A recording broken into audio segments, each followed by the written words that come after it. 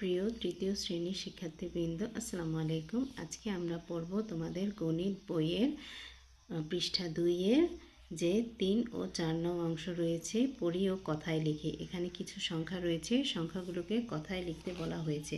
দেখো, আমি তোমাদের জন্য সংখ্যাগুলো কথায় লিখে রেখেছি। এখানে বলা হয়েছে সংখ্যাটি 1238, 2815, 3111, 4335 ও 5153। এরপরে বলা হয়েছে যে অঙ্কে লিখি 1135, 3979, 7869 ও 9101। তাহলে সংখ্যাগুলো হচ্ছে এই যে দেখো, 1135, 3979, 7869 ও 9101। এই গেল তোমাদের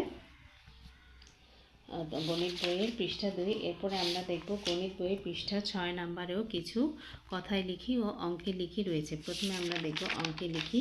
অঙ্কে লিখিতে রয়েছে 9990, 9099, 10000, 10010, 13532, 26837। এই যে দেখো সংখ্যাগুলো।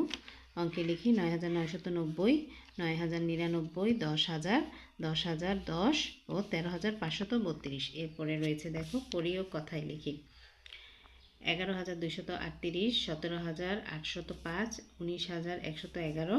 এই যে সংখ্যাগুলো হচ্ছে 11238, 17805, 19111, 13359, 15115, 27537। তাহলে এ গেল তোমাদের পৃষ্ঠা 6।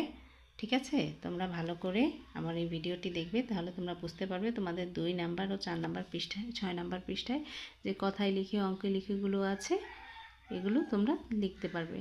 এবং আমার পরবর্তী ভিডিও দেখার জন্য আমার ভিডিওটিকে অবশ্যই সাবস্ক্রাইব করবে।